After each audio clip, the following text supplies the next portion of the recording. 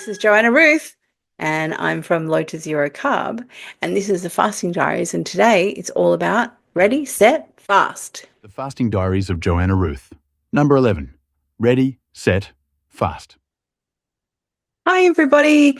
Nice to see you again. This is Joanna Ruth from Low to Zero Carb, and I'm here to do another Fasting Diaries.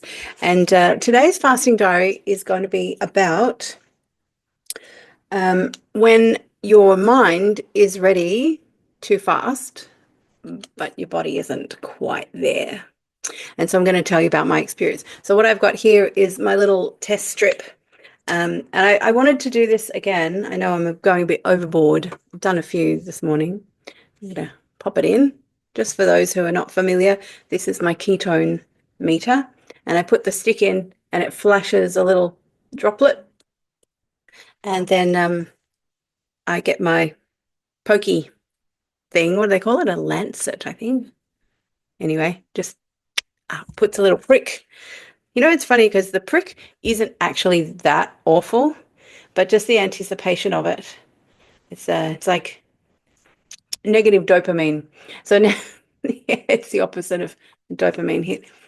So it does its little flashy thing. It's counting down, and I want to see 1.1. Okay, so the reason why I was just checking again is because I'm going to flip down into my fasting diaries entries, because I'm just going to note down that I was just going to put the 1.1 in so that I don't forget what it is. And then I'm going to share with you. I'm going to do the screen share thing. And we want that one. So I just have a quick lookie. This is where we are now. So the last fasting diaries, I talked about the refeed that I did for 7 days, and the scale weight went up about 4 kilograms. And I've got a bit of insight into what that was and what it wasn't in that period of time and why. So I'm going to talk a little bit about that, but I'm actually inclined to talk a lot more about it in a fasting information video where I actually spend the time to write out exactly what I want to tell you. So we're going to talk about that in a sec. I wish I had someone to remind me to talk about these things after I mention it. So if you have a look, the emerald green section is the refeeding, and the bright pink section it's a different pink for a reason. And we are now here on March the 23rd. I've just put a little box around, which is the 5th day of fasting, and I feel really, really good today. Really amazing. And the reason why I checked my ketones, and this box currently has 1.3 in it, even though it just tested as 1.1, so it's gone down a little bit. I think, well, so, okay, how do I explain this? I was ready to fast. My mind was ready to fast. I really had enough with the food and the kitchen and the eating and the shopping and all of that. And I wasn't as clear in my mind, and I was tired still from my whole, doing a conference thing at night for 4 nights, or 3 nights and then half of one. And I really just wanted to get back to this state that I feel now. I feel I'm in my own energy. Everything is running smoothly. And I have this, there's a certain level of ketones I've noticed where I flip from being averagely motivated to rather motivated physically, to physically move. So once I hit over 1.1 or 1.2, I start feeling like I want to do more. So it's 11:15 on a Sunday today, and I've already walked my dog, and then I've had playtime in my little gym room and done my vibration plate, which I usually leave till the afternoon. So all I've got left to do on that list of things to do is be in the sauna, which is very relaxing. It's a Sunday and I've got lots of study to do sitting on the table behind me. And I just went and did my photos for tracking physical size changing, etc. And that takes a little bit of effort because I've got to set up the green screen and the video and take all the shots. And now I'm doing this for you because, well, because I've got energy. So that's why I wanted to check my ketones again. I'm just moving things around on my screen so I'm actually looking at you. So the darker pink days, March 19th, 20 and 21, you can see that I did go swimming to try to get my body sorted out and back into a higher ketone state. It worked a little bit, not a lot. And I'll tell you why I know that in those 3 days, my body wasn't ready to go into a proper fast, even though I was pushing it to do it because I was mentally ready. And that is because for those 3 days, I was still craving input from my digestive system, which didn't happen any of the other fasts. And I have a sinking suspicion why it happened this time. So to satisfy the desire, the craving desire, I had a little bit of flavored stevia. Like in warm drinks, I made like hot chocolate kind of thing. No dairy, because that's actual food. And I didn't want to put calories in. I just wanted to satisfy that ridiculous crave that I wasn't used to. I also had purchased, finally, I found 99% decaffeinated coffee, organic, no chemicals. So that ticks a box for me if I want to have coffee. And I wanted to test it because I just picked it up from the shop. And so I had a few cups of coffee and I had a little bit of stevia in that as well. So that was satisfying this physically motivated desire for sweetness. But as you can see on my numbers there, my ketones didn't go above 1. So after the 3rd day of it, I just thought, well, this is silly. I'm just going to stop doing all of that and go back to what I did before because that physically works, and it has. So the only thing that wasn't upsetting about those 3 days is that I went from 108.5 kilograms down and down and down. And then I woke up on March 22nd, the 4th day of fasting, at 105.1.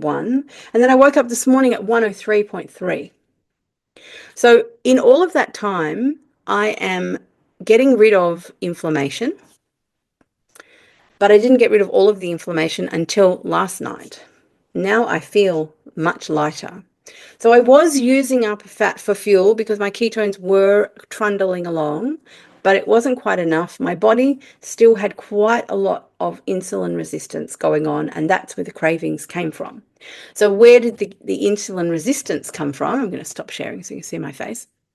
The insulin resistance came from, in this example, in this instance, came from, and I've never experienced it before in my life where I've actually been tracking things. I don't think I have ever had 3 nights in a row where I have been awake throughout the whole entire night and have only had between 1 and 3 hours sleep prior to being awake all night. It's not just being awake like I'm lying in bed anxious or something. I'm up, I'm at the computer, I've got blue light in my face. It was a complete upside down world for 3.5, 4 days. The effect of that was insulin resistance. And if you haven't watched much of Ben Bickman, Dr. Ben Bickman, I really suggest that you find him on YouTube and you listen to what he's talking about. He talks about sleep being a very, very strong signal for either increasing insulin resistance or not. If you've had a bad night's sleep, you will be more insulin resistant. Well, I didn't just have bad night sleeps. I had sleeps where I was awake all night, active, brain awake, physically active, dancing around with my headphones on, doing this personal slash professional development conference thing with Tony Robbins. And it was in America, so it had to be through the night. And yes, I learned all about how Tony Robbins does what he does, and I am now able to compare it to what I do. So it was worth doing, but it was an ordeal for my body without question. I didn't eat through the night. I only ate during the day, but I didn't sleep. I just didn't sleep. And this wasn't just one night. This was many nights. I have great appreciation for parents of young children now, because I've never experienced that. So you can actually keep going, but you're not going to be doing very well for yourself. So the increase in kilograms that happened, so I went from 1.4 at the beginning of refeeding all the way to 104 to 108, and then 108.5. So 4.5 kilograms of something increasing in my body. Now, because I have decreased down from 108.5 to 103.3, yeah, so that's 5 kilograms down in as many days. Yeah, in as many days. What I'm inclined to think is that some of that is using fat for fuel, because I wasn't eating in the last 5 days. So fuel has to come from somewhere. And I was swimming, which is creating demand for stronger muscle. So maybe some of that recycling has been happening, autophagy. And I've dropped a whole lot of inflammation as well. But the reason why I couldn't get my ketones to rise up very quickly and my body physiologically wasn't ready for fasting is the insulin resistance. Because every time I've gone into fasting previously, I haven't had such insulin resistance because I'm not at all stressed. I sleep a lot and well, as much as my body requires. I move every day. I walk my dog twice, so I walk for over an hour and a half every day, and I'm using my mind the rest of the time. So I'm highly motivated. I'm highly active. I'm enjoying my life, and I'm got sleep, no stress, no carbohydrates. So I'm using fat for fuel, even if it's digestively. So I'm fully primed for going into fasting. And this time I wasn't. So the first 3 days of fasting was a little agonizing. And I was reminded, oh, this is what carb eaters must feel like in their first 3 days. It's really a bit hard. Now, I was a little bit more understanding of what is going on in my body. And so I didn't give it any official energy. I didn't eat carbs, and I didn't eat anything. I had flavored stevia, which was, and a little bit of decaf coffee. So, but that was enough to maybe slow it down, or maybe not. Maybe it didn't slow anything down. Maybe the stevia doesn't drop things.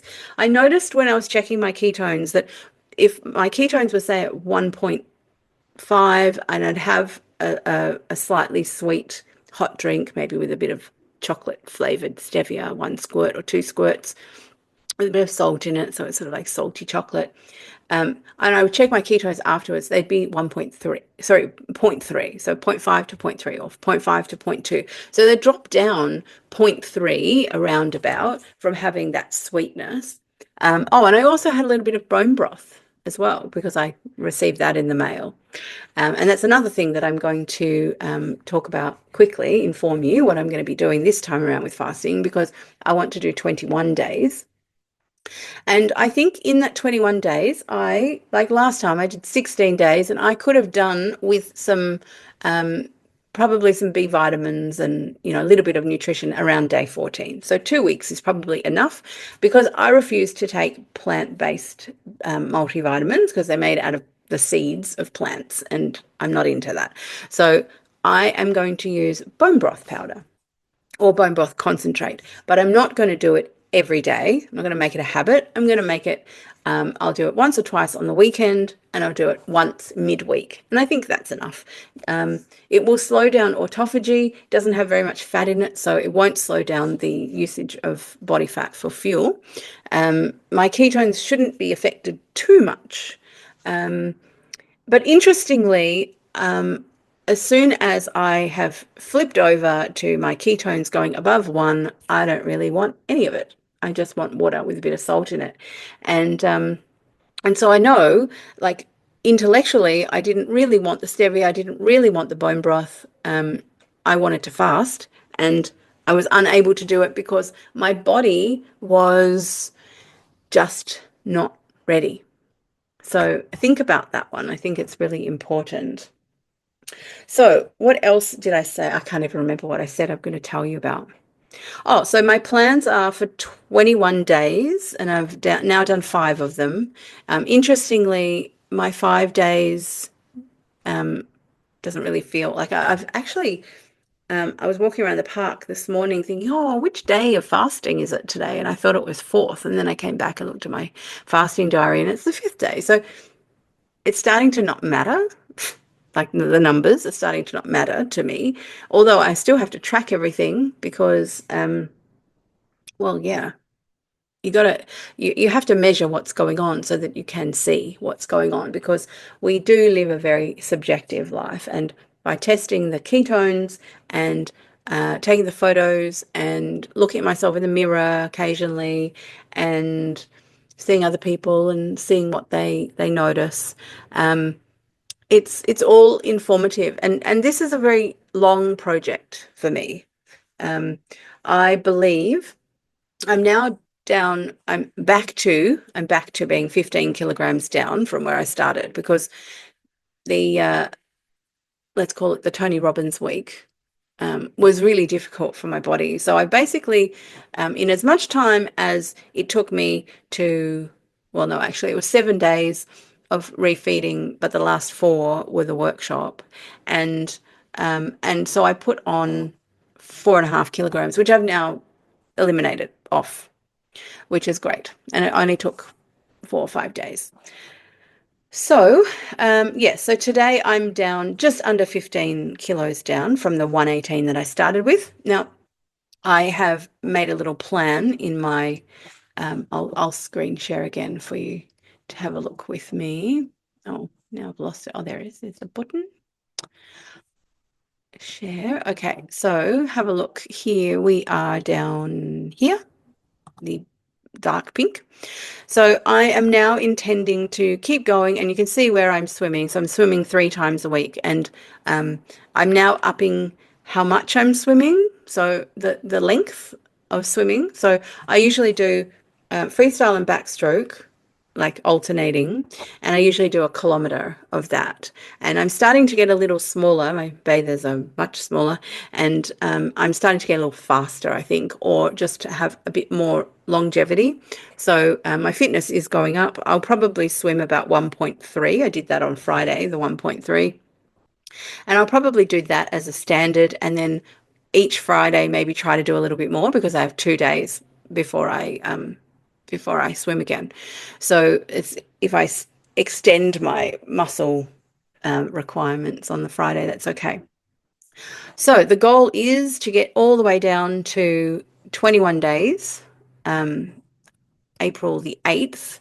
I now have dates of when my celebration is, and the celebration is on the 10th. I don't have to eat a lot if I don't want to, so I'm going to have bone broth and maybe eggs and sardines on the 9th, and then on the 10th probably do a, maybe egg wraps with some eggs and just keep it kind of soft, but not, not too horrid. And then when I go out on the evening of April the 10th, I don't have to eat a lot.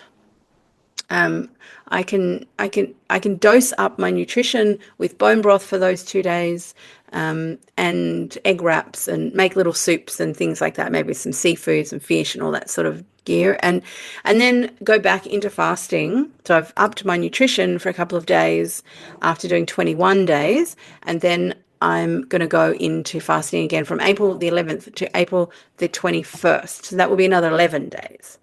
So my goal, potentially, if all goes well, will be about 98 kilograms by the time I go to the event called Carnivore Live, which is happening in Melbourne. If anyone is interested to come along, you need to look it up.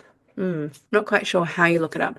Let me see if I can find. Oh, I've got the flyer here.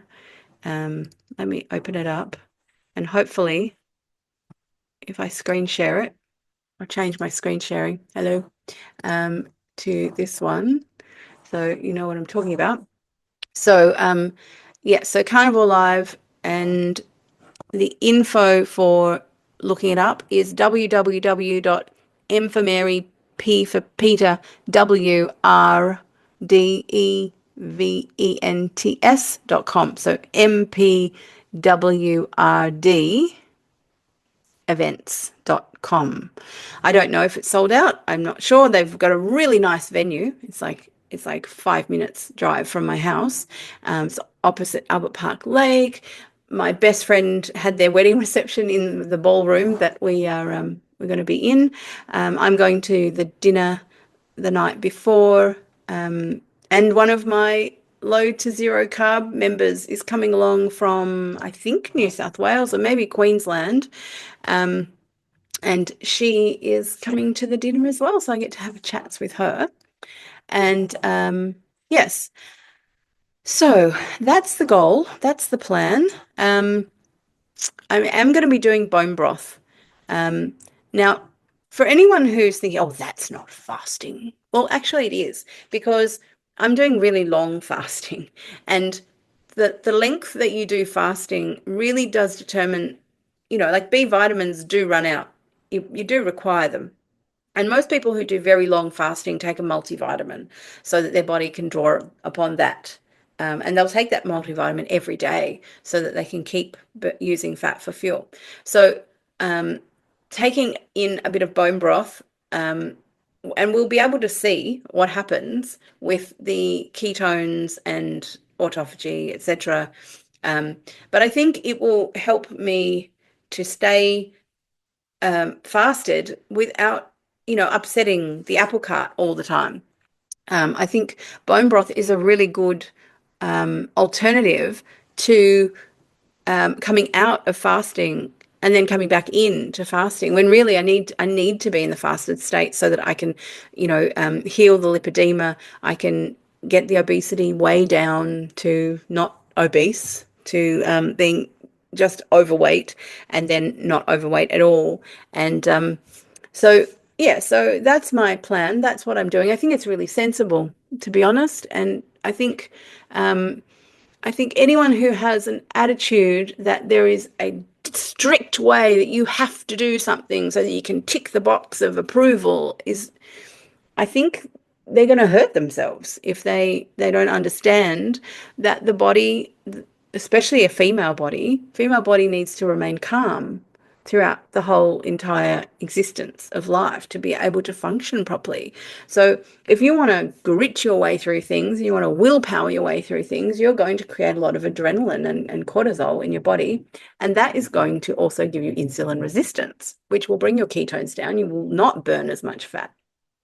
And a masculine body can do that to a point, and a feminine body can do that to a very, very small amount. And my body is completely and utterly exhausted from the adrenaline of having the old story where life was really hard for me and everything is full of pressure, etc., etc. Now I don't have that story anymore, so I feel very relieved. And I don't have the anxiety and I don't have the pressure feelings and pardon me, all of that. And I'm not going to do anything that creates that ever again, because it does me in. Okay, so that's my plan and that's what I'm sticking to. And I am fully educating myself as I'm going through this process. I totally understand how people are very different. Everyone has been through different things in their life, and that has had different effects on their physiology and on their psychology, and they both work together. And if you are not quite understanding that yet, it's time to understand that our psychology affects our physiology, and our physiology can also affect our psychology. So we need to look at ourselves more holistically, not just we are machine-like beings, because we're not. We are far more than biological machines. And we can look at the physiology on its own, and we can look at the psychology on its own, but we have to appreciate that they do interact. Everyone's in science and spirituality and psychology and all these different fields acknowledge that stress is not good for your health. Well, where does your stress come from? It comes from your expectations, it comes from your beliefs, it comes from your relationship to everything in the world, you and your identity and your relationship with everything in the world. That is your psychology. That is what stress that's where it comes from, and that is what is affecting your physiology in ways that you don't want to appreciate because you don't feel that you can control any of it. Except I'm here to tell you that yes, you can. You can learn how to change your stories, and when you change your stories, you will actually change your entire life. You'll change your whole physiology. You'll change the way that you respond to things. You'll change a whole lot. So that's it from me. I'm going to get off my pedestal now. Thanks for watching. If you made it this far, you're definitely on my team. So low to zero carb, the free group is great. The members group is growing very slowly. I have also got another group which is dedicated just to changing your story, not necessarily low to zero carb. So low to zero carb, I do focus on the changing the story, you know, the interaction of the psychology and the physiology. But if you have other things going on in your life and you need to understand a little bit more just about story and how to change your story, then the Story Changers peer group might be something that you're interested in just hopping on in there. So it's called Story Changers. You can look it up on Facebook and you can request membership and you will be given membership if that's what you want. So that's all from me. Thank you so much for watching my Fasting Diaries video, and I'll see you again soon. There's a playlist for the entire series. Please like and subscribe. It helps more than you know. See you in the next video.